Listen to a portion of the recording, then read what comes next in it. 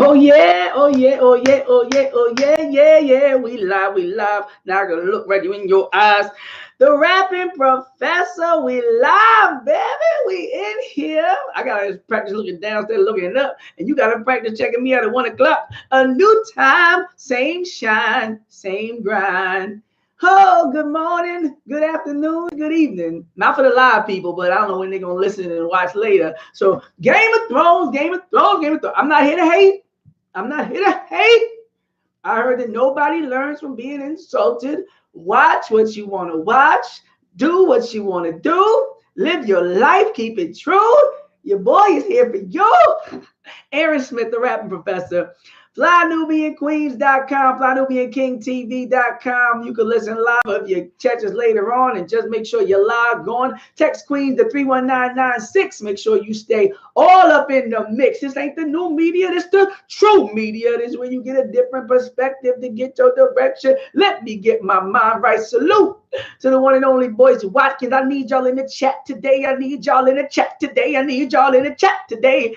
Woo! Who are they talking about? I'm going straight in. What's up, Brittany? A Wild Family just talking about how dope be to have an African-style Game of Thrones, right? People that was really on them thrones, right? Right? They do all this Avengers and Marvel and all this, you know. I mean, fiction has its place. Fiction has its place, and I'm not here to hate on the fiction. I've heard of some pretty significant critiques about the lack of representation in the cast and how people are being freed as slaves and all this other stuff. I'm not here to do that. I'm not here to do that. Good afternoon, Destiny. I'm just here to keep it real and do what I do as a professor of Africology and African American Studies here at Temple University. I got some books. You see that boy? Let me see. I'm stalling. I'm buffering. Okay, I got the books. And I said, we got to seize the moment, right? Carpe diem. Carpe diem. Carpe diem, I'm saying. I sound like I was cussing for a minute. But no, I want the people to have an understanding of some of these names that we look at when we talk about the little known. People always say, kings and queens, kings and queens, kings and queens. And I say, if I was in grade school and I was given the stories and the royalty, it reflects on people differently. I think with Malcolm, Malcolm said you could get a person, and if he has a negative opinion of Africa, there's a chance they have a contradiction, conflict, to paraphrase, or basically a more negative opinion of himself. He said that the more positive your opinion of Africa is, then the more positive is your correlation between your confidence, your consciousness, and your Pan-African understanding. So 10 little known facts, 10 little known African kings. Let's get a basic list just to get us started. Because the point is, see how many you know. And every time I say a name, I might say like Ben Franklin. I say, but you know him, right? Okay, Askia the Great. Let's start right there. Askia the Great. Askia the Great was born as Muhammad Ture. Went on to make the Songhai Empire the greatest and largest empire that West Africa ever saw. He gained the name Askia, meaning the forceful one, right? After the battle of Ahotke, where he defeated Sunni Ali and took the throne from Sunni Bears and would be the successor. Once he took power, he consolidated it by dividing the state into 4 principal provinces, each run. See, that's like you got the different areas run by different leaders. This is just, I'm sorry, this only difference is this really happened. Once he took power, consolidated it, okay, got different provinces. To ensure their loyalty, he took a daughter from each of the vassal chiefs as wives and married each of his own daughters to governors and dignitaries to ensure that each high-placed official was in some way related to him, which tied his fate to theirs. So he took one of their daughters, and then he married all his daughters as wives. I don't know about that. I don't know about that strategy. But I guess, I mean, some of y'all like, not my in-laws. I don't care who, I don't like them. No. That might make you fight more. Some of y'all in-laws, some of y'all got some, no. Shouts out. No, but I mean, you got that's some insurance for you though. Because you might be like, man, I'm gonna burn down his house. Like, oh no, my daughter married to him. Then you know how people be acting up. Even the racists be acting up till the grandchildren come. Sometimes they keep it going. They disown the people because the grandchild be black and they white and racist. But I'm saying sometimes, if anything could like heal the heart of an ignorant person or some in-law family conflict, you look at that baby and be like, at least behave. Okay, so I understand. Sudan flourished and his rule, under his rule, but however, he went blind in his old age. He kept it a secret by spreading rumors that if anyone looked him in the eyes, they would be cursed, and had his brother act as a spokesperson. What kind of, I really wonder where they got that Cyrano de Bergerac type thing. Somebody speaking for you, right? Try to call the girl from the bushes, you know, in the balcony, whatever. You got that. He said, "Don't look me in my eyes or you go blind." Meanwhile, he blind. Ain't that something? That's some game for you. I'll pop my collar on that. He said, "Tell him that if anybody looks me in my eyes, that I go blind." That's like Stevie Wonder when he caught that microphone. I was like, how you grab that mic? Some of y'all saw that video of Stevie Wonder when they was like, hey, if Stevie blind, when the mic was falling, Stevie was like, hold up, don't make me get the video, y'all. Y'all know I'm coming. Hey, you thought I was just gonna read the bios? You thought, what you gonna come in the room for if I ain't gonna cut? She teach me how to Dougie. If I ain't gonna cut him and have a little bit of fun, come on, y'all. I'm gonna get that video of Stevie being able to see too. I'm gonna put it in the chat. Because some of y'all like, wait a minute, he playing. No, Stevie playing. No, Stevie been playing. Well, I put Stevie Wonder catching the microphone. Catching microphone. No, y'all ain't gonna play with me. Y'all ain't gonna play with me. Y'all ain't gonna be like he was talking. No, I'm definitely talking. Stevie Wonder, if Stevie is blind, which one I'm gonna do? Stevie Wonder, Ray Charles exposed. If Stevie is really blind, let me do this one right here. Let me turn it down. I want y'all to see nothing. Boop. No, Stevie, grab the mic. Stevie, grab the mic. The mic was falling. Oh, I got it. I got it for y'all. So I want to see what y'all saying in the chat too. I want to see what y'all saying in the chat. Y'all better not play with me up in here. Y'all better not play with me. And Ray Charles. No, here we go. Here goes Stevie. Y'all can leave me on audio, and y'all could get a split and play Stevie catching the mic, and y'all tell me. Hello, Cameron Brown, Clarissa, Aaron, great name. Shouts out to Alex, everybody, Jocelyn, right? Shouts out to everybody. Fly Nubian Queen. That's right. Somebody watched it. Did you watch the Music Man? Did you watch the video? Did you see Stevie catching that mic? Did you see Stevie? Stevie's like, this been well with his microphone. Oh, I thought that I was blind, y'all. Must be long, divine intervention. I think I've been healed. Jesus spit on him. No, Stevie. No, y'all, come on. Don't watch that video and come back and play with no games with me. I just say legally blind. What the girl say? POP, hold it down. I'm legally blind. But the point I was making was the man had some good game. The ruler, Askia the Great, he told the people, Askia told the people, we're going to the top. You're not afraid, baby. You know, he told me, look me in my eye. That's what pep talk. You're gonna go blind. So just look off to the left when I talk this talk to you. Sudan flourished under his rule, destined to become one of the greatest African kings. Let's get to the good brother Sundiata, right? The Lion King of, some people watch the Lion King and don't even know about the story of the Lion King of Mali. I talk to people of all ages. They be like, the Lion King, my favorite Disney movie, right? Everybody else, they get people, right? You know, Mulan, they get Asians, right? They get South Americans, they even got people from Hawaii and then Samoa and all this other stuff. Mulan and what's it, Moana, blah, all that. They got all that. Then they get us, the princess and the frog.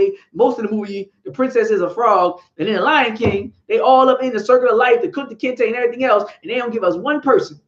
They give us birds with British accents. Not quite. Right? How you doing, DeAndre? Let's talk this talk. The Lion King of Mali. If you don't got, the children need that book.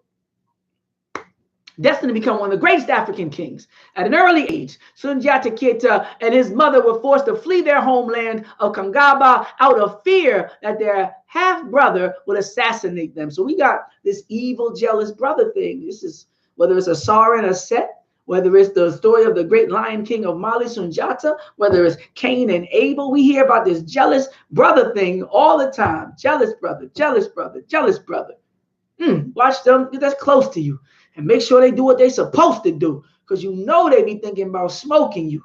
Never personal nowadays. That's the way. I was at that Nas, yeah, with Foxy Brown on that joke. Okay, I'm back.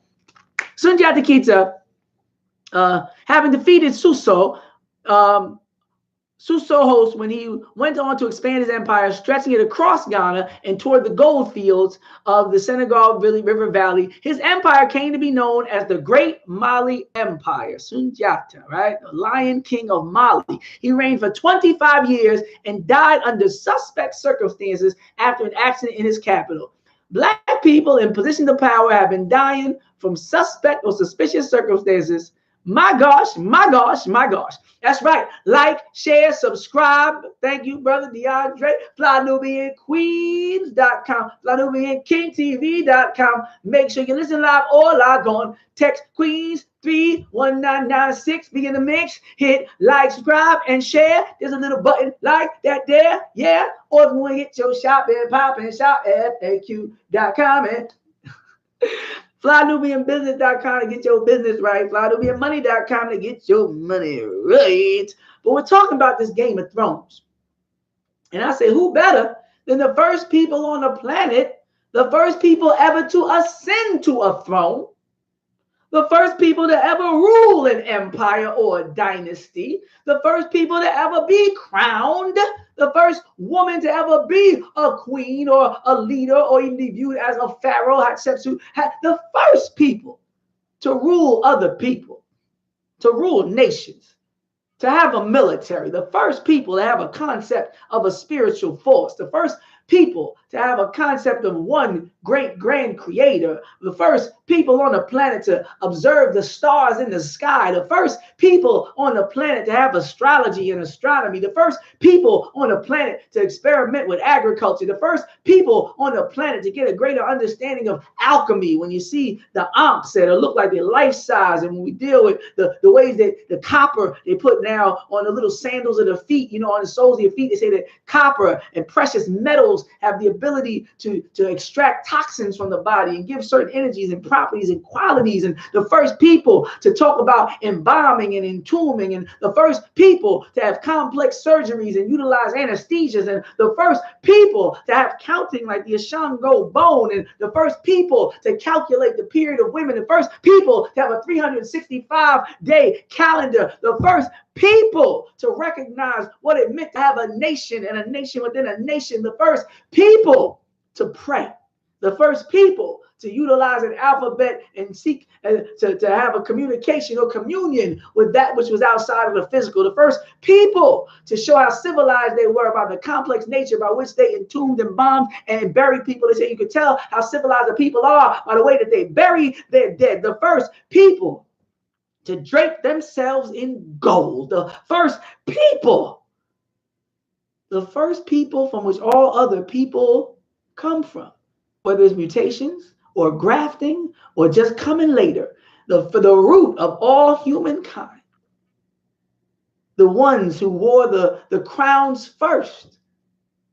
This is the Game of Thrones that we are talking about today.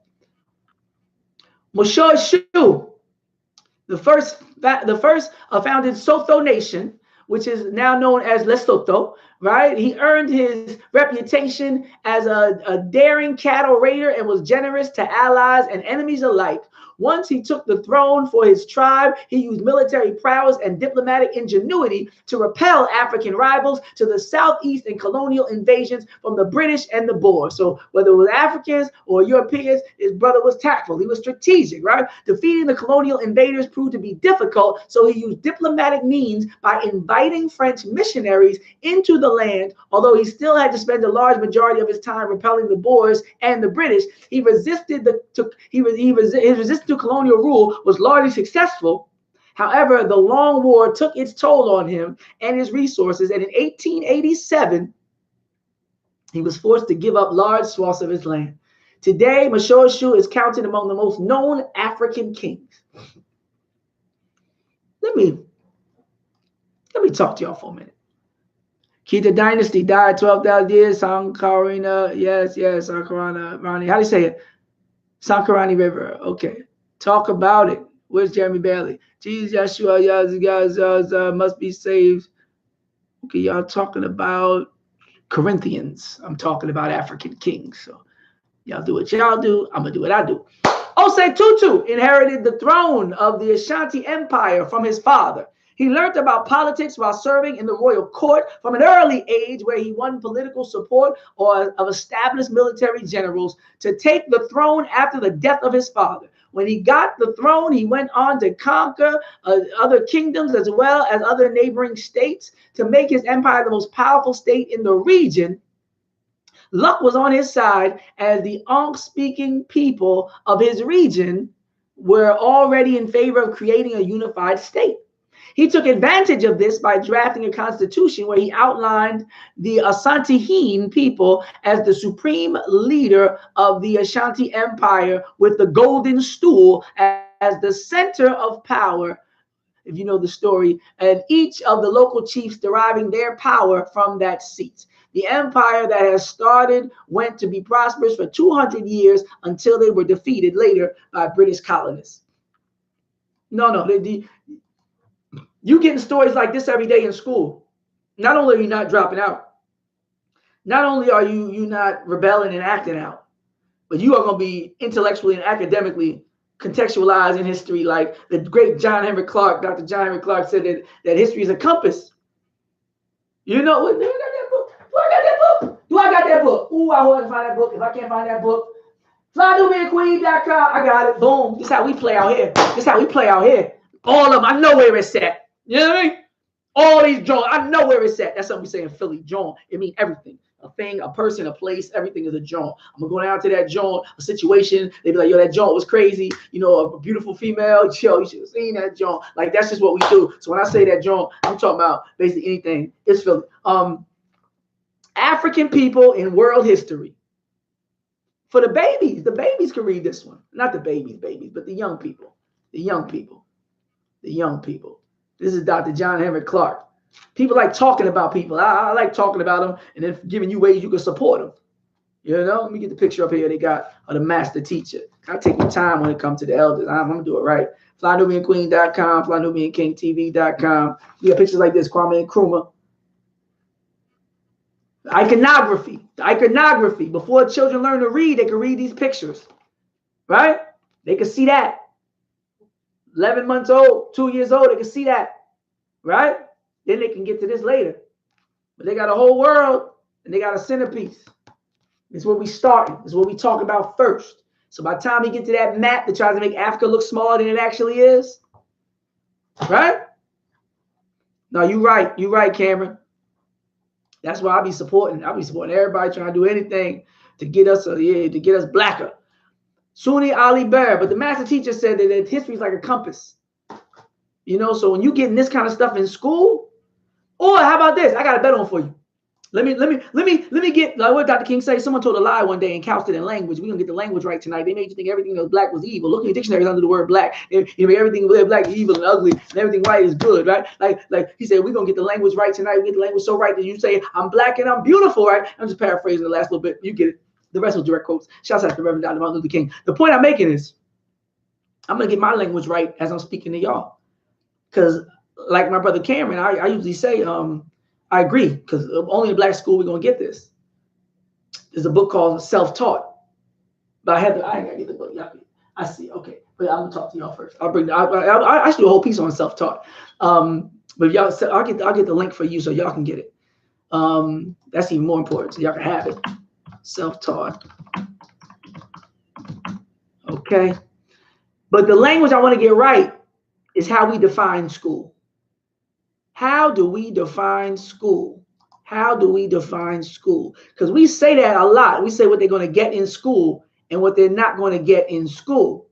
But the question is, that's just a link to different prices for the book, Self-Taught. Just so y'all can get it. Y'all know what's up with it.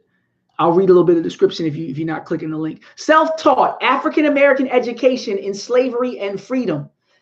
Self-taught African-American education in slavery and freedom. This is deep now. Heather Andrea Williams. This is must reading. We're talking about while they were threatening to kill us and cut our tongues off and all this other stuff. We was reading. So don't get caught up in that public school system that African-Americans helped even start. We know all that. I'm saying in slavery. She talking about during the enslavement period. She breaks it down. Self-taught African-American education in slavery and freedom. So we knew how to do this now. We didn't rely on them to do this now. So now that they got a concept of what school is, we had, come on now. Y'all know we've been having Saturday schools. Hey, Saturday school need to be the real school. It need to be after school. Ain't nothing stopping any of us from grabbing a book. I got a better one for you. There was a group called the Black Panther Party for Self-Defense. They had a breakfast program. The breakfast program was so impactful that even though the government wanted to discredit, dismantle, and neutralize, murder these people and politically imprison these people, forged documents, created East Coast, West Coast war. Their words, not mine. East Coast, West Coast war.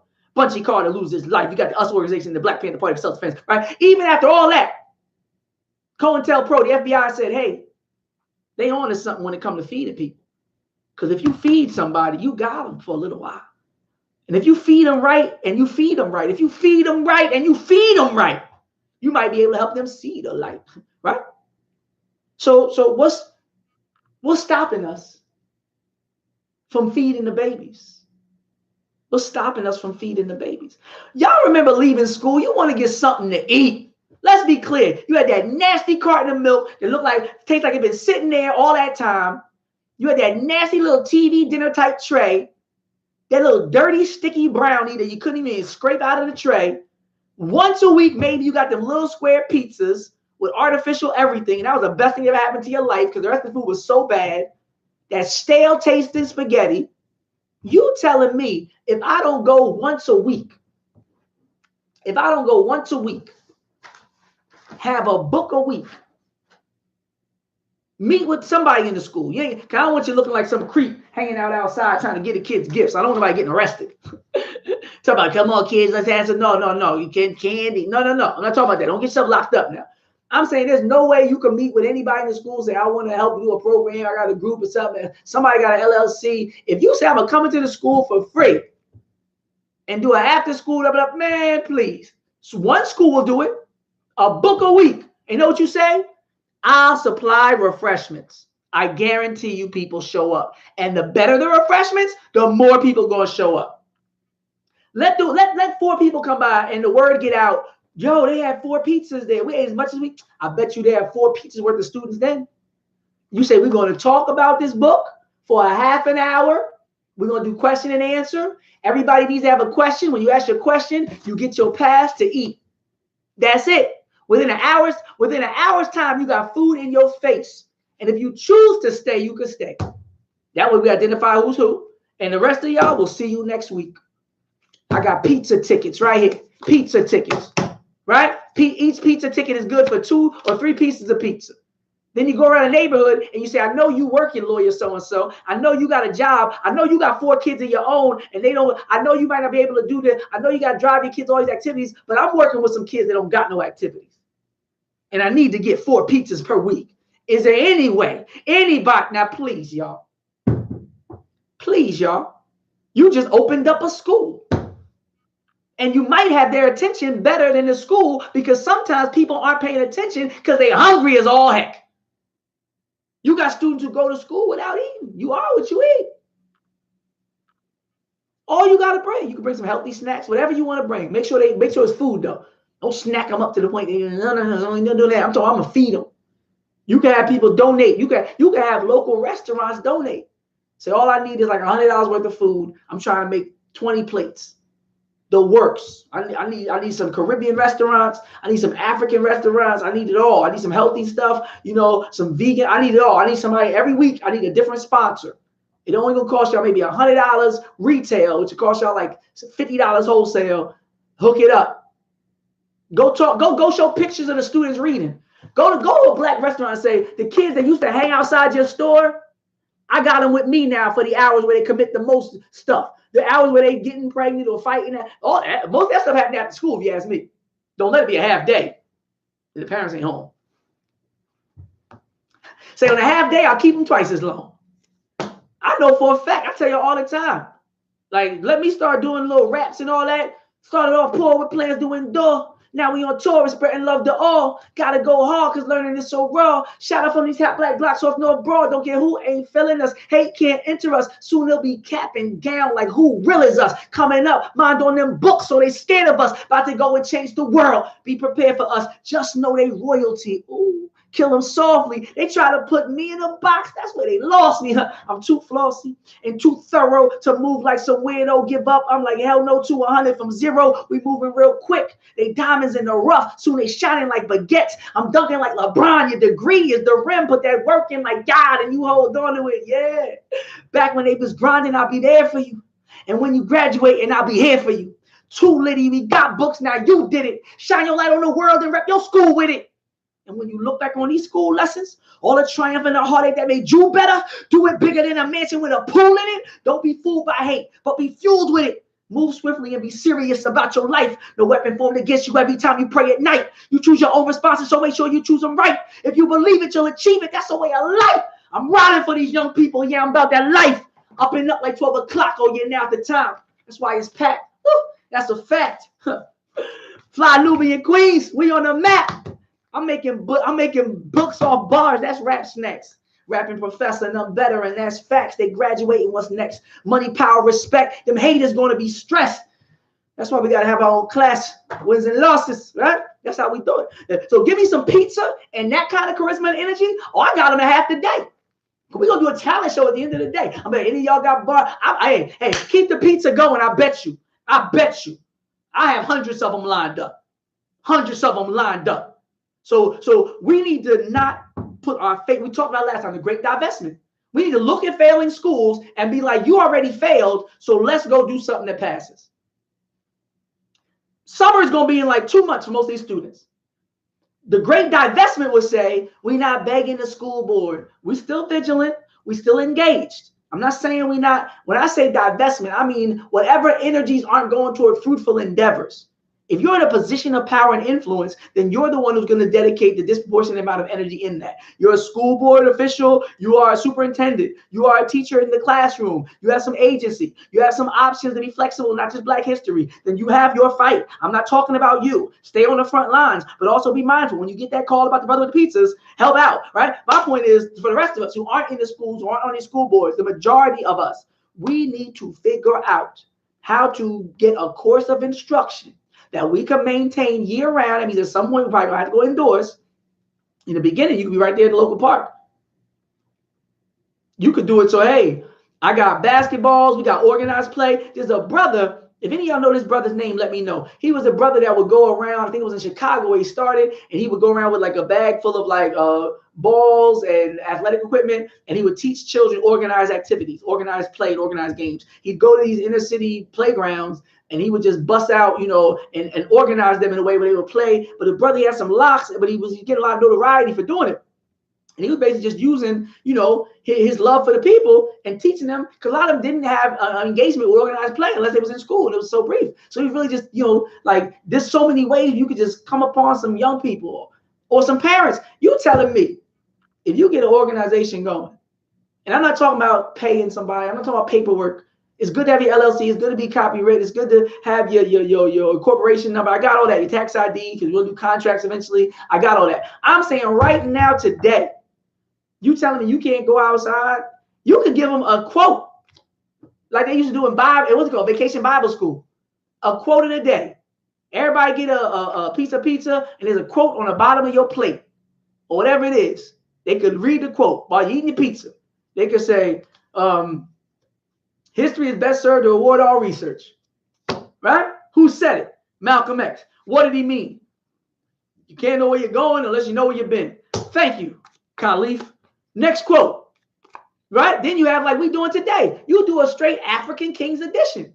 They come talking about Game of Thrones. They walk home talking about Game of Thrones, Game of Thrones, Game of Thrones. Well, you say, well, today for our pizza lesson, we're going to talk about the thrones that your people sat on and the crowns that your people wore. And then when you got the sisters there, you make sure you shout out names like Ya Asante, one of my favorites. British colonists came to the Gold Coast at the end of the 19th century and posed the greatest threat that the Ashanti Empire. The Ashanti people surrendered their symbolic seat of power, the golden stool, to the colonial governor, Frederick Hodgson, or Friedrich. I don't know how they say it. It don't matter. He ain't get it. Facing the might of the British Empire, many of the Ashantiheens were ready to submit to British rule. However, Yaa Asantewaa, the gatekeeper of the Golden Stool, would not entertain the idea. She was not for it. All that cowardice, all that giving up. It says, I almost believe it cannot be. Listen, this is a quote that I always say. Is it true that the bravery of the Ashanti is no more? This is what she said when they started getting soft. I almost believe it. It cannot be. If you, the men of Ashanti, will not go forward, then we, the women, will. We will fight the white man. We will fight until the last of us falls on the battlefield. Woo, brother, sister, can't get you to man up with a quote like that. I'd be like, let me go first. I'll be Christmas addicts in that joint. Hoodie with the string, how we used to do our thing. Yo, I'm out there. Yo, shout out to the real ones out there who knew exactly what that was about though. Nah, but real talk. When you know what it is when you go ahead. When you go ahead, you already know. You already know what it's hitting for. So I know they had no hoodies, they was out there. It was hot in Africa. But yeah, y'all can relate. You know, somebody started talking that talk like old dog in Mr. Society. He said, the fool smoked your cousin. You sound like a little like yo, man up. She was like, yo, what's up with y'all? You telling me, you know what I'm saying? You ain't gang, you ain't riding? He said, if the men won't fight, man, come on, man. You telling me there's a sister on the planet Earth that shouldn't know the story, the life, the legacy, the courage, the contributions of Yaa Asantewaa? I bet y'all go block like, I better bring some pizza. No, but if I talk to him, say, what y'all studying in school today? You know what I remember studying in school? Betsy Ross.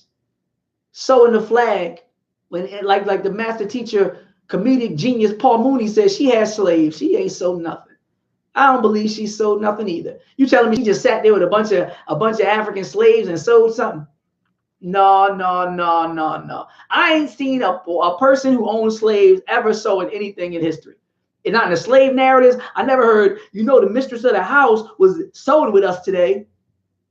No. They was too busy. They were breastfeeding the children. Come on now. They wasn't doing nothing. That was the whole point of how they created a leisure class, because they had a whole group of people that had nothing to do all day. So it was ports and mint juleps and all. Let me stop. Yaa Asantewaa went forward with an army of 5,000. Even though the British captured, then deported her, her brave actions went on to set a fire under the Ashanti people that brought about the and fueled the fight for independence, which they eventually got in 1957. 1957. The British came to the Gold Coast at the end of the 19th century, 1957. So people, some of this ain't distant. This ain't like I'm talking about Haramaket, Tutankhamun, or I'm not talking about Queen T. I'm not. My gosh. Bihanzine Hasu Bowl, the king shark, called the king shark among the sea of African kings. Bihanzine was the most powerful king in Western Africa in the last years of the 19th century and was so revered, it is said, that his spit was not allowed to touch the ground. His surname means strength and wisdom. However, he was unable to prevent the French from colonizing his land. The French defeated him using psychological warfare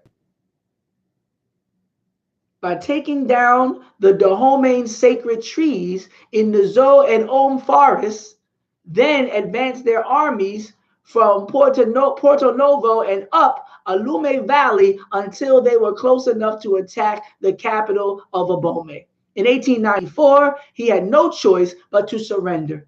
He surrendered to the colonel named Dodds. He may have been defeated in the end, but he did not make it easy for the French. I was in high school in Philadelphia. I was at Martin Luther King High School. Beautiful school, beautiful people, dedicated faculty. But we still face a lot of the same problems that we do in other communities. Yaa Asantewaa is the queen. I'll give y'all a link with all this. We can read along together. That's what it's about, being a professor, right? There you go. Now you got all of them. Everybody, I'm reading from here right there. Boom. It ain't about keeping the knowledge. It's about sharing the knowledge. Each one teach 1 million. Now that we got, used to be each one teach one, but now we got social media. So each one teach 1 million followers, right? I want to say check it. So I was at this high school, right? FlyNubianQueen.com, FlyNubianKingTV.com. Make sure you log on. How many people we got in the room? Okay, we got a lot of likes. Y'all saying my likes, people. That's good. Make sure you like, subscribe, share that there.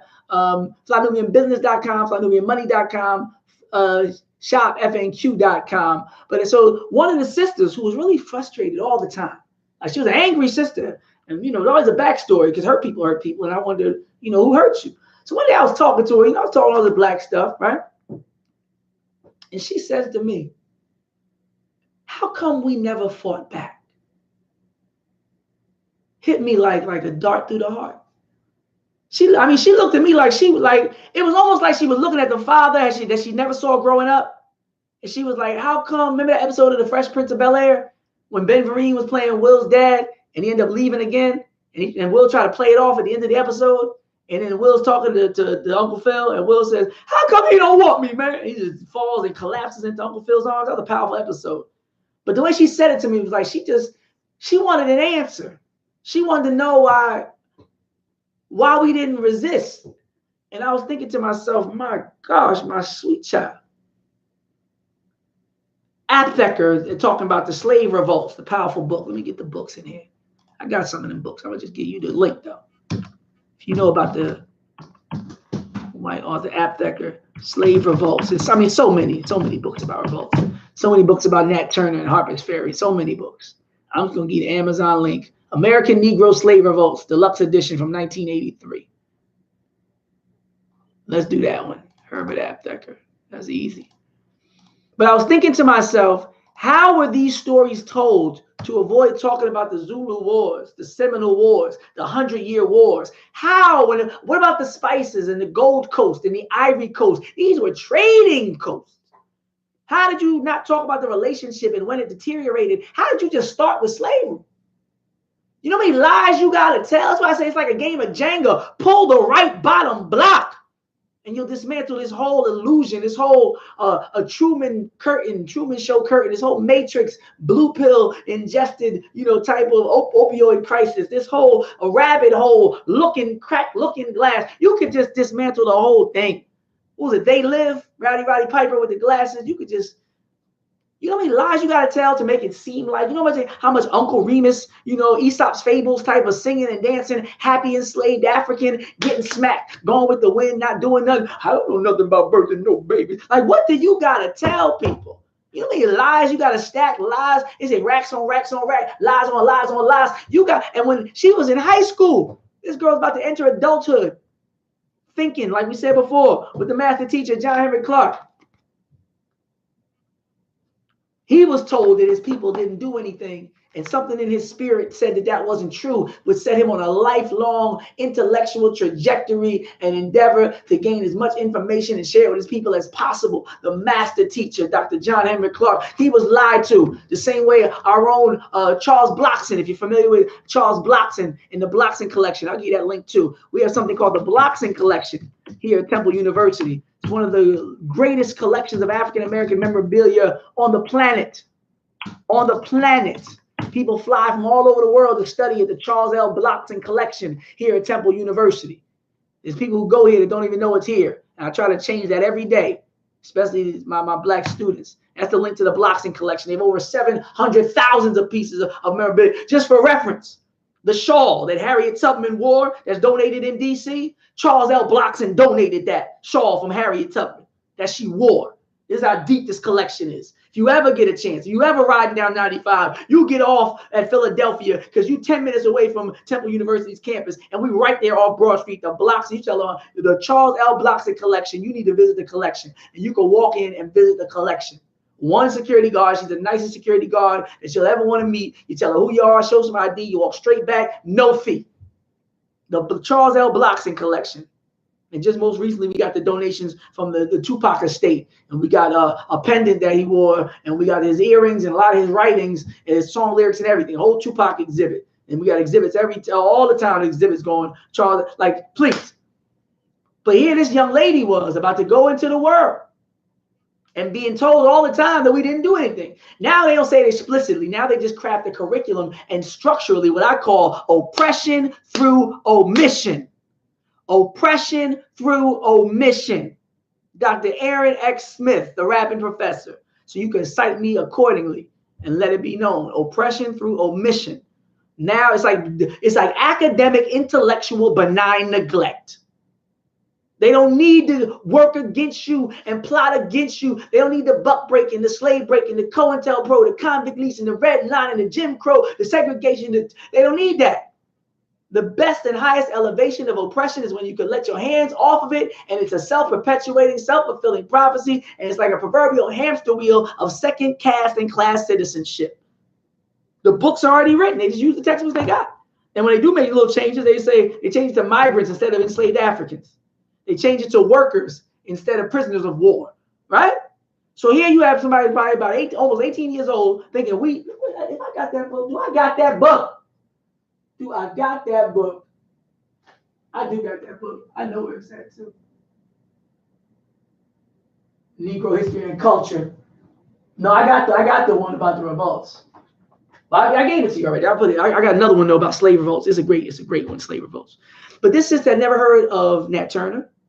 What happened to Harper's Ferry? She never heard about Bacon's Rebellion. She never heard about any of the poisoning of the masters. She never heard about, I guess, the house Negro and the field Negro analogy from Malcolm X, and how one slave wishing for a strong wind when it's time for a fire, right? Instead of saying we sick, right? We sick, right? So she must not have ever heard Malcolm. She must not have ever heard about Nat Turner. She must have never heard about Harriet Tubman in terms of carrying a shotgun. They'll teach you Harriet, but they won't teach you that, you know, at gunpoint she sometimes could. They didn't teach you about Nanny of the Maroons in Jamaica. They didn't teach them about, they must not have taught about 1804 and Bookman Duddy when they said, give the white man back their God, you know, to paraphrase, and they declared themselves free the night before the Haitian Revolution at that voodoo ceremony. Like I said before, they dancing around in the street to Juju on that beat, never knowing the connection that Juju has with voodoo and what voodoo has with resistance and rebellion and uprisings when it comes to the attempts to enslave and come on. You got a song playing called Juju on that beat, and nobody ever told you what Juju. It's a lot of lies, man. And I looked at this sister, and I did the best I could. I did the best I could. I had a moment where she was interested in knowing some truth, and I tried to drop it on her in a way that was as funny and charismatic and memorable. And I don't know, but when I got to the school, they told me this. They said, you're going to be working with the freshmen. They said 50% of the people you're working with are slated to not graduate. I kid you not. When you get that little tingle on the side of your eyes, especially brothers, because you can't be out there crying sometimes, trying to be tough. I kid you not. I had to, you know, part of me said like, whoa, half these students that start at this school don't graduate? She said we about up to 50%. And I kid you not, while I was there, people were going to court and not coming back. While I was there, people were getting pregnant and having to leave school. While I was there, they had these mandatory, you know, the schools nowadays, they got suspensions that last for a full month. How do you come back from a month-long suspension? You're so behind. And people would get phased out. So I remember thinking, if they were being taught lessons like this about our greatness, about our resistance, about our power in the world that preceded all other peoples on the planet, I can't say that enough. Royalty was first defined in blackness. Spirituality was first expressed through blackness. Divinity in human form was first recognized in blackness. Baptized in melanin, kissed by the sun, the first to walk upright, to be rational and reason, were the people on the continent of Africa, where 2/3 of human history occurred before any migration took place. If you talk to them like this, giving them the knowledge of themselves, like the Honorable Elijah Muhammad says, if they are being told that they are the root of all civilization and humanity, the makers, the owners, the cream of the planet Earth, the fathers and mothers of civilization, the gods of the universe, like in Psalm says, ye are gods, children of the Most High God. Regardless how they feel about organized religion or the Bible, it still lets you know who you are and where you stand on the planet. Show them how they are the most innovative people, arguably, in the history of humankind. I was watching Many Rivers to Cross. I know some of y'all got some issues with Gates. I've seen some things that he's written about Afrocentricity that I like to talk to the brother about.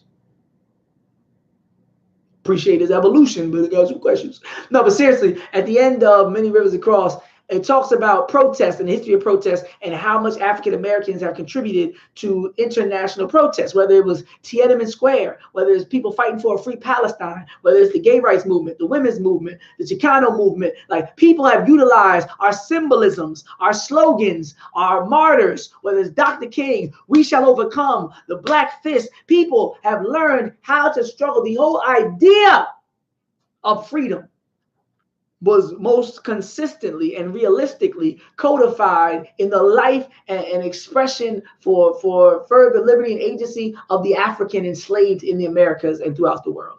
When the colonists were talking about liberty, they said, give me liberty or give me death, because they weren't in bondage. Thomas Jefferson tried to compare it to slavery. No, they didn't know what slavery was. It's like a rich person talking about poverty. You don't know, you don't know now. With X card like me, eating free cheese like me, getting evicted like me. No, you don't know now. Struggling to pay his rent when every dollar is spent, but you still got to represent. You don't know now. If you always had a job, never thought you might have to rob. And okay, let me get to real. Then discovered the land. Okay, yes. And we can talk about that too. Like, I know they were never given the Olmecs. And they say, when I'm in class in college, I say, you know Martin Delaney? No. You know Yaa Asante? No. You know the Olmecs? No. You know about what happened in Bacon's Rebellion? No. And sometimes they'll give you a blur about Bacon's Rebellion, but they won't talk about what was. I'm like, yo, I say it. Sometimes I don't even want to say it, but I be like, what did they teach you? Halfway through the semester, I just got to stop sometimes. Be like, you tell me what they did teach you. Because I got to stop saying, do y'all know this? And y'all keep saying no. Once I get to like the 50th thing by week 9, I just be like, yo, tell me the main things you remember from your education. So I just know where we're coming from.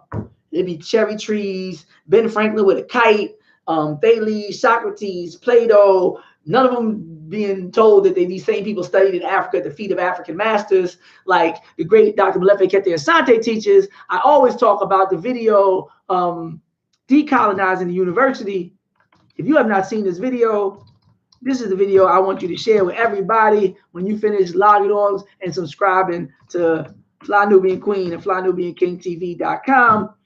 It's my teacher and guide, Molefi Kete Asante, and it's called Decolonizing the University, which is at an international conference talking about all the stuff I'm talking about, because he's the one that taught me most of this stuff. So let's go. One of the most cited African-American intellectuals on the planet today, the academic who's responsible for creating the first PhD program in African-American studies in the world, the great Dr. Molefi Kete Asante, Decolonizing University. He talks about a lot of this. And he said that they're not engaged in this in an enterprise, basically, to edify and educate. He said, what are they engaged in except to promote white supremacy, basically? To sum it up, no spoiler alert, he drops a lot of jewels, but they need to know how great they were more specifically and more contextualized. We've already had a generation where we've said they're kings and queens. We got that. But we have to elevate the strategy. So if we were taught we were kings and queens, the next generation should know just who those kings and queens were. I think it's only right and it makes sense, right? You don't just keep saying the same thing. We're not giving that Budweiser calendar that we got with the kings and queens. Remember that African Kings calendar from Budweiser? How you gonna promote drinking and thinking at the same time? No, let me stop. Okay, Queen Mother Nandi. Queen Mother Nandi, she's known as the Sweet One. Nandi grew up in a culture where women were not allowed to speak their minds as the third wife of Sesengangana. I hope I said it right. Sesengangana, ruler of the Zulu chiefdom. She was not recognized as a queen, and her son was not recognized as an heir to the throne. This led to her having a difficult relationship with her husband, who eventually drove her away from the court. She left to seek refuge with her sister, and even there, her son Shaka was resented for his claim to the throne. Now, some people supported Shaka's claim to the throne and helped him assassinate his half-brother, Segujana, to claim the Zulu throne. He then built a royal household with over 1,400 huts and declared his mother Nandi to be the queen of queens. When Nandi died in 1827, Shaka Zulu was inconsolable. Tradition held that when a person of Nandi's note died, then several servants were to be maimed or killed. Shaka took this tradition a little too far, and anyone who was not felt to be grieving enough was put to death. Some people in the nation used this as an excuse to settle old scores, and 7,000 people were killed. Shaka Zulu, one of the greatest military minds in the history of humankind. People say that even now, one of the greatest honors from that region is when people name people Nandi. So not just because of the notion of meaning the sweet one, but Nandi, the birth giver, the life giver of the great Shaka Zulu. So we salute Queen Mother Nandi. Afonso the First of Congo. Afonso the First was born in Nzinga, in Vembe, before being baptized, was a Portuguese vassal king in the region. He oversaw the trade between Congo and Portugal, which reached heights that his predecessors could only have hoped for. Congo's Portuguese rulers were especially happy with efforts to convert the region to Christianity. I'm not putting value judgments. I'm just talking about the rulers. I know some of y'all are like, oh man, dang, man, he worked for Portuguese and he promoted. I'm telling you who we were, what we did. So people can have critical conversations and be critical thinkers. I don't want to feed you just Hercules. That won't encourage the people to critically think. You give the people the good, bad, and the ugly because you encourage them to understand and appreciate nuance and delineation. You tell the whole story that way nobody can use aspects of the story against you and make you look like you're trying to cater toward a certain agenda, as opposed to just presenting all the information, but rooting them in an intellectual foundation that, like Dr. Santi says, you can't waver because you center yourself in your own cultural and historical analysis. So when you see something outside of that, you can readily identify it. Even if they're high achievers, they might not be located in their own historical and cultural context. Okay, he asked the king of Portugal, Manuel I, to send in officials that would be charged with controlling the Portuguese nationals in the Congo, as he could not discipline them himself without risking reprisals. The officials were sent, however, they failed to have an impact, as the Portuguese proved to be interested only in their own personal gain. Alfonso I's naivete in dealing with the Portuguese led to the eventual downfall of his land. However, he's remembered as a ruler who had the vision to build Congo's infrastructure. So they recognize him for his participation in building infrastructure, but they note that him being so naive, similar to when we talk about Toussaint Louverture. Let's tell the full story and how he was apparently too trusting of the French. And that's what led to him being jailed and starved. And eventually, this is what he thought he was going to talk with them and work something out when he was captured. So nothing wrong with telling the whole story, especially when you're there to walk them through the story, to challenge them and root them in reality and contextualize it in a way that they can appreciate how to move forward in their own lives, utilizing these lessons and cautionary tales of the past. We're talking Game of Thrones today. But the fact that they never got these lessons. I mean, it's grown men. When I watch those stories about they do Vice and they talk about ganglands and they go behind the walls of the jail, sometimes you can look at the brothers and sisters and be like, they ain't get these lessons. And if they did, they didn't listen. They didn't get these lessons. They weren't being told about their greatness every day. There's no way you're told about your greatness every day and have the docket that some of these people have. When you hear what some of these people are doing to other people and to children and to women, right, and to the elderly, there's no way that they were given the knowledge of themselves. There's no way. Not possible. And I think that the enemy knows this. They said if we give them this information, if we give them righteousness and truth and empowerment, if we keep showing images like Mansa Musa, right? Not the richest man in the history of the world. If they keep getting Mansa Musa, if they keep getting Amadou Bamba, if they keep, shout out to my second colleague, if they keep getting great intellectuals like Amadou Bamba, right? If they keep getting people like Mansa Musa, I'm talking about t-shirts. I'm talking about posters. I'm talking about children's books. I'm talking about cartoons. I'm talking about movies. I'm talking about textbooks. I'm talking about dress-up days. I'm talking about for these costume parties. Make sure they not just Cleopatra. Like, we need to keep it going. We need to keep it going because they scared. And I always say when they troll, it's because they resent original loving leadership.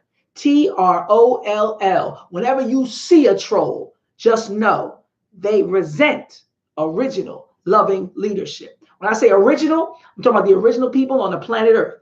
That's why your skin offends them. Not just because you age so gracefully.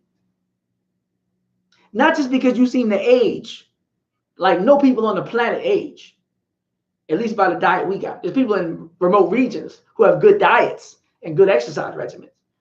We got people who done spent half their day drinking Thunderbird and they still looking good. I said, what? Let me stop. They fear you going back to Africa. They used to talk about Marcus Garvey going back. They always say, go back to Africa. But when Marcus Garvey tried to go back to Africa, the FBI infiltrated Marcus Garvey's organization. So that's how we know. Whenever you hear somebody say, go back to Africa, just say, you said that to Garvey. It's a lie. It's a lie from the pits of hell. The last thing they want is you to go back to Africa. They want you to stay here, stay blind, stay under their thumb, stay under their control and their influence.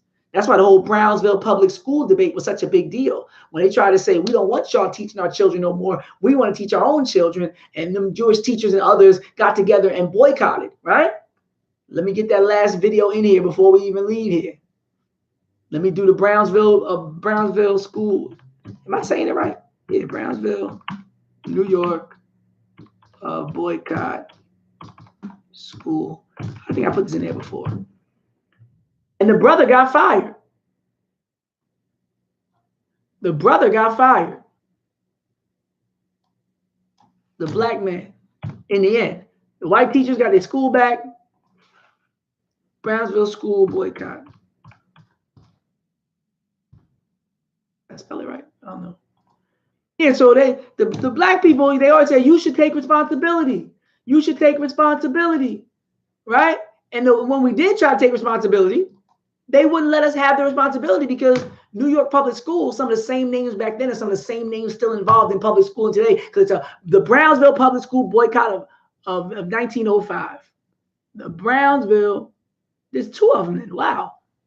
The New York public school boycott, Brownsville, Bloomberg. So I didn't even know there was one in 1905, y'all.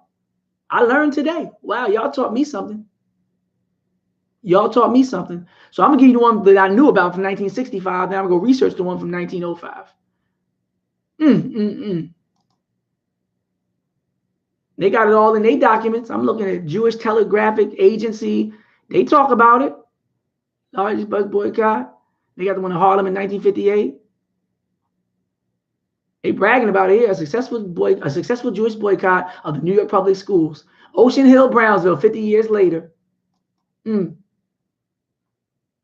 Jacobin, I like that name. I'm gonna give you this one. Ocean Hill, Brownsville, 50 years later. On the 50th anniversary of the strike that changed New York, the Ocean Hill, Brownsville teacher strike have much to teach us about building a strong anti-racist labor movement made up of both workers and community members.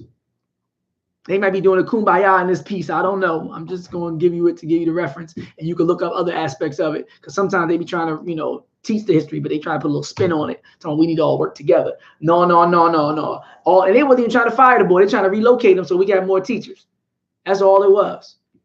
Ocean Hill. So people keep talking that go back to Africa. They don't want you in Africa. You might realize that Africa has 6 of the fastest growing economies on the planet Earth. You might realize in Africa in the next few years, in the next number of years, 2.5 billion people will be on that continent, the greatest population boom on the planet, despite all the suspicious vaccinations from, Bill Gates and all that, despite the forced sterilizations, despite all the abortion clinics, despite the food deserts, despite the miseducation, still outproducing every people on the planet. Average mother over there having 4 to 6, sometimes 7 children. They scared to death. They're not reproducing in sufficient numbers to maintain their presence on the planet, let alone power. Can't even take care of the elderly. So they get in rooms and try to troll us because they know that they're about to be bred out of existence if they keep acting the way they acted. Troll that. Troll that. That's the Game of Thrones. Some people are going to lose their kingdoms, and some people are going to take seats of power. And they're going to look like Adabisi and Oz. And they're going to say, come here, you hater, racist. And you know what happens next if you ever watched Oz. Game of Thrones. The real Game of Thrones. They say they want us to take control and take ownership. But every time we try, whether it's Black Wall Street or Ocean Hill, Brownsville, with the education of our people, they always get in the way.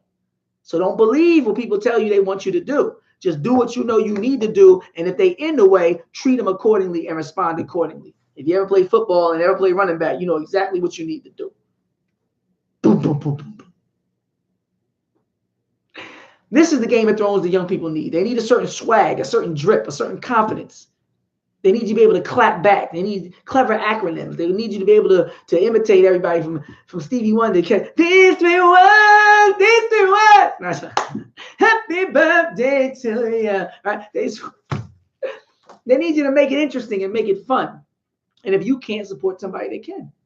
So if you want to donate, flynubianqueen.com, flynubiankingtv.com. Make sure you listen live and log on. If you get it later, it's no less greater. We got the flavor. This ain't the new media. This the true media. Make sure you log in every day. Shouts out everybody. Vicky Dillon, all the good people. Talk black to me. Talk black to me.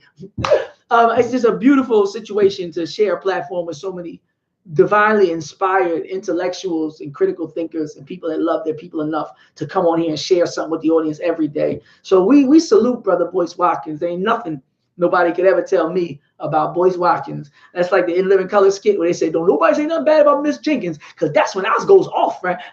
Y'all remember Living Color when she used to be sitting outside the building and she talking to the guy. So yeah, some of y'all remember In Living Color. Okay. Shout out to Heavy D, rest in peace when he did that intro. I do that sometimes. It's been a privilege and a pleasure. I think we're gonna stick with the 1 o'clock thing, right? So tell a friend to tell 10. Some people gonna log on at 9. Maybe I should log on tonight at 9. Be like, I was already on. Check out my video and give them the link, and then just be out. This is so funny. I just love y'all so much, and it's just so good when you study the history of your people, because when you study the history of your great people, and you start to get haters. Oh, it feels so good. Remember Malcolm said, greetings to my friends and my enemies? That's why you'll never see me giving them no attention. I just talk to y'all. I do my lesson and I sign off. So their energy was given toward fruitless endeavors. My energy was given towards you. I'll never be on here talking bad about some other black person, you know, doing videos because they're getting more attention. You know, there's people I respect so much who, when they first started, they spent so much time giving the information. And later on, they spent far more time bashing other people doing similar work than them, that had a sincere love for their people, just a different method of going about how to achieve their goals. So that's one thing I won't do. The other thing is I won't get sidetracked. The topic is Game of Thrones, African royalty edition. I'm a tradition. Our tradition. Get them to do a dress-up activity. Get the young people to do a dress-up activity. There's certain things that stick with people, and we could pay for that. That don't cost a lot. Somebody in your family know how to do hair. Get them to pick a picture. You know, Google some pictures, and I don't care if you use paper. Cut the paper, make the crown, put the tape on it. Got the sachet, you know, the sash joint. Get a piece of paper, put Ya Asante Wa, and then put the little sword, and you make them pose as pictures, and you put it in split screen, and you do Queen for a day.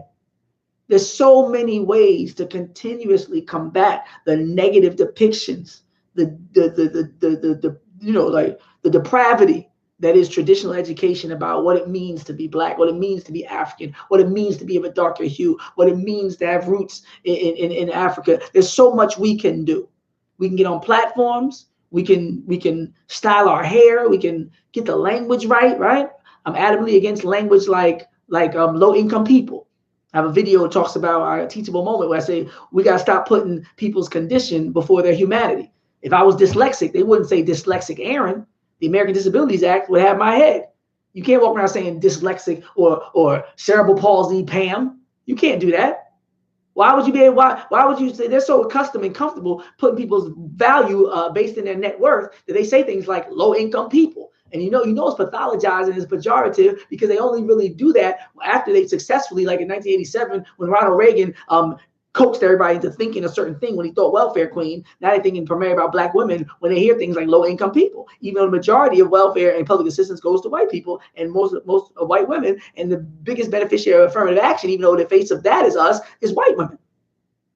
So I say stop with the low income people. We need to get better language, whether it's those of meager means or some other more creative language that people agree on. Whatever the people agree on, I'm with, but we got to get the language right. because so much of culture and so much of oppression is couched in language. So when we say Game of Thrones, the first thing I want my people to think of is not some fictional story that's largely homogenized, even at a time where they wouldn't even have half of that civilization if the Moors hadn't already came.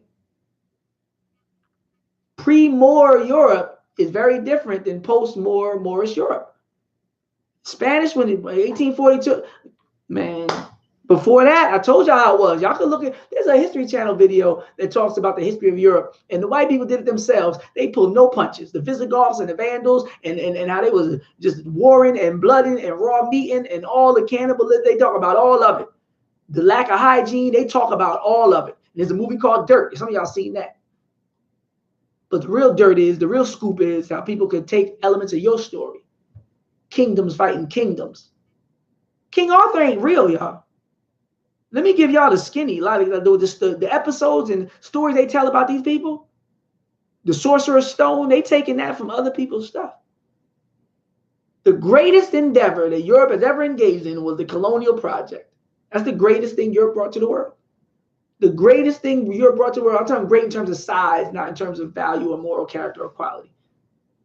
The most significant effort, like if you say Africans gave the world a chance to be human.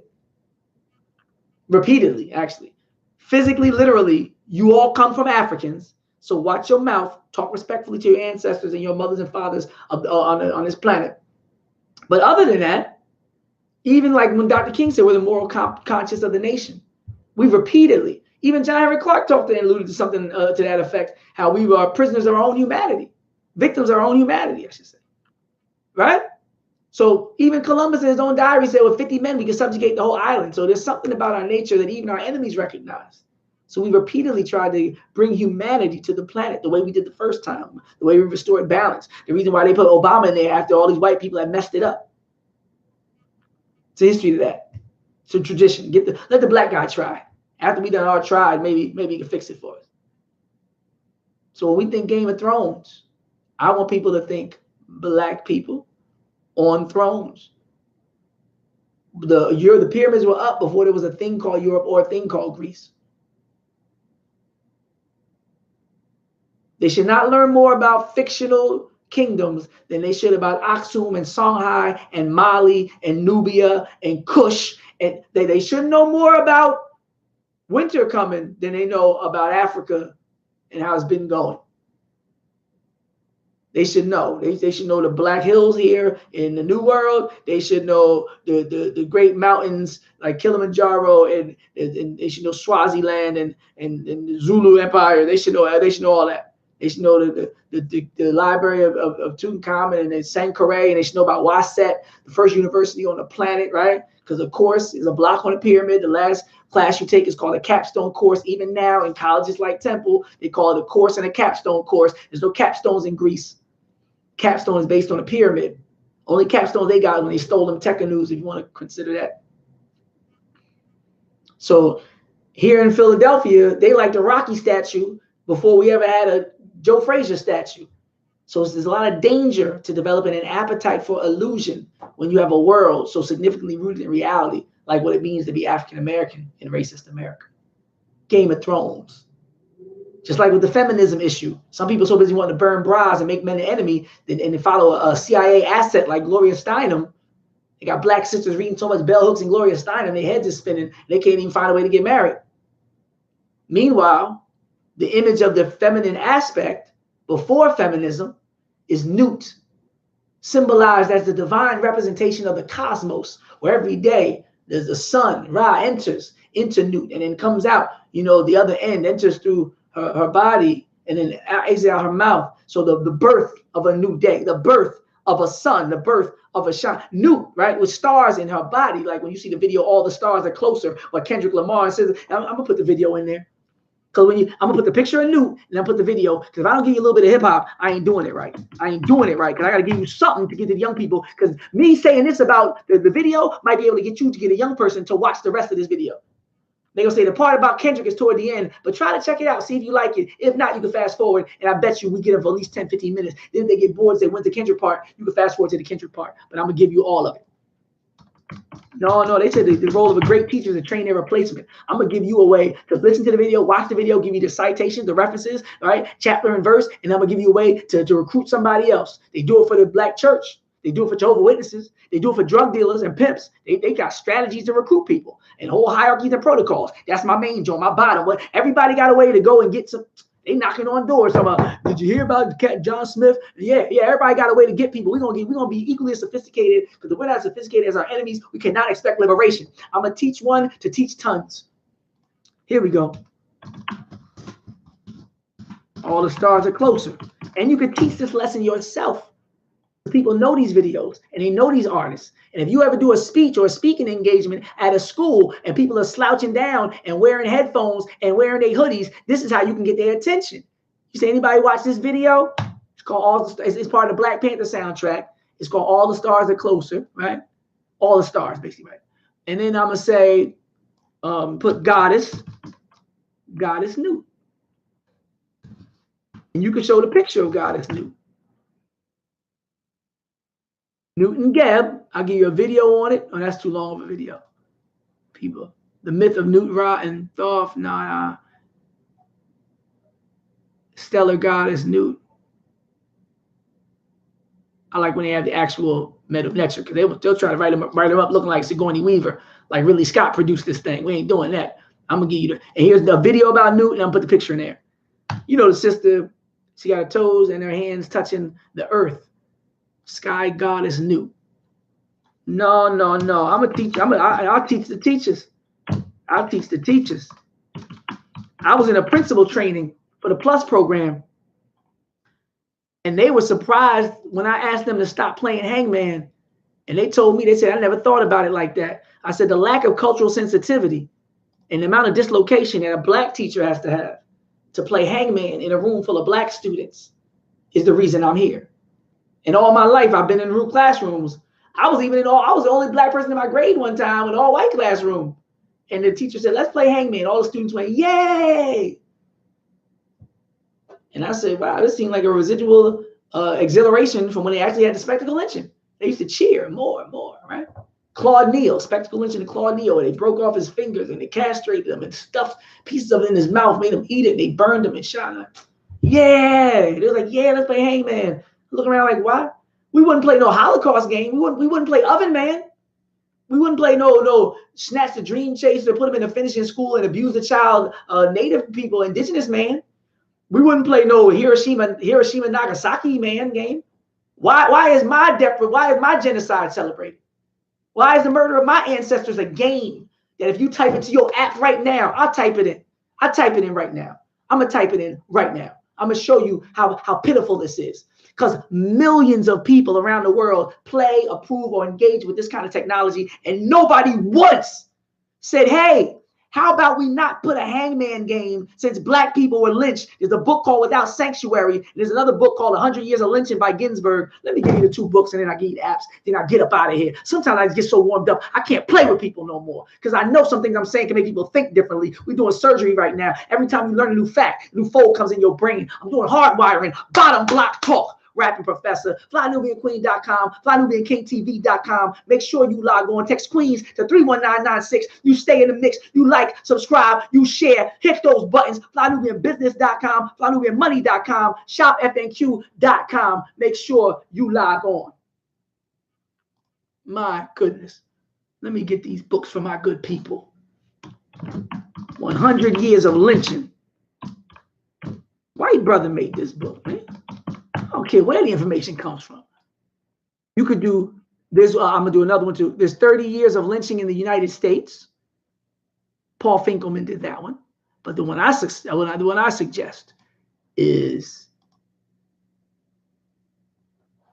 I don't want to promote any one person. I'll just give you all the books listed for different prices. I'll just give you the Google search. I don't want nobody to think I ain't promoting one of them. 100 Years of Lynching by Ginsburg right there. Well, that link too long. That link's too long, so I can't get that one. I'll just pick one. I'll just pick first one. I'll do Amazon. Amazon standard. Amazon standard.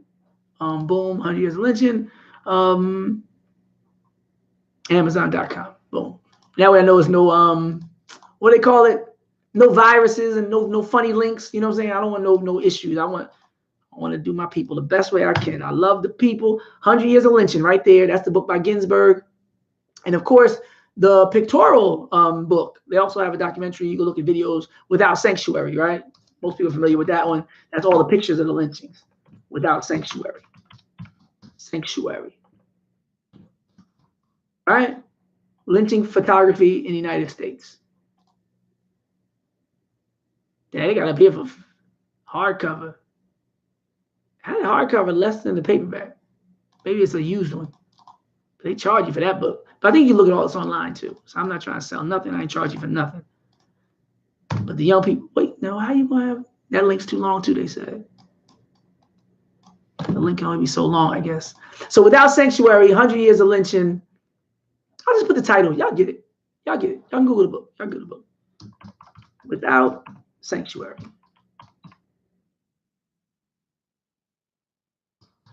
All right, now watch this experiment. We're gonna do this together. But lynching book. Now watch this. Ready? Let me see. Make sure y'all can see it. There you go. I can do it like this. Y'all can see it, right? I'm gonna put Hangman Games. Let me see if y'all can see it. Y'all can't see it. Why is my screen so bright? Is that what it is? Let me see if I can dim my screen a little bit. That's crazy. Maybe that's what it is. Maybe it's me. There you go. And my family, my son, my daughter, my wife, that's me. Okay, long story short, I'm back. Yeah, I don't want, because a lot of people talk that black family talk, and they either, let me not, because I don't want to blast nobody. But I just want to practice what I preach. If I'm preaching unity in the black community and the black family, I want to every day at least try to be the best father, husband, person I could be. I'm not going to be perfect, but if some people ain't, I want to at least be trying. I'm just going to speak for me. Hangman Games. Can y'all see it? Hangman. See that? Somebody hanging. Look at that one. Boom. At what point? They don't know. They don't know what happened to our people. You tell me there's no black people that are involved in the tech? You tell me black people are doing this? Let me see if I get some more. Here's another one. Hangman. It's free. See him hanging? Why is this okay? You would never play Oven Man for Jewish people. You never play Hiroshima Nagasaki games for Asians or for the Japanese. Like, you wouldn't play these games. You wouldn't play Exclusion Man for the Chinese. You wouldn't play, you wouldn't play the witch burning game for the women out there. Like, what? Why when we get killed is it a game? Why when you kill us is fun? Who would want to still play this stuff? It's a noose. How triggering is the freaking noose? Who thought that up? Who said that was okay? Who approved this? Somebody need to write to these people. You quote me. Another noose. And somebody dangling with a limb cut off where they used to do us. Rebellious, the enslaved Africans that were rebellious and tried to flee in many rivers across. They said the first time they would amputate 2 of your toes. The next time they would amputate another 2 or your ear. And the time after that, they would castrate you. So losing a limb is funny. Or not having all your limbs. Sometimes when they finish the body, I get it. I know how the game is played. But I shouldn't know. Hangman in living color. There you go. What's that one? Y'all can't see it, but the picture is of somebody hanging. Oh, you see it right there. Hanging right there. Just game after game. Game after game. Why is this okay? Why is this okay? Why is this okay? 2019, and our children and our babies are sitting up in school and online playing games that mock the murder of their ancestors. So if we want to ascend back to our throne, we got to have our mind right so that certain things aren't entertainment. We have a better appetite for reality than fiction. And we know what's a game when a game is being played on us. FlyNubianQueen.com, FlyNubianKingTV.com. Listen live anywhere and log on. Text Queens to 31996. Stay in the mix. Like, subscribe, and share. And make sure that we do not continue to allow them to go here. Game of Thrones. Somebody needs to be taken off here. Somebody's throne needs to be taken over. And that's not a game.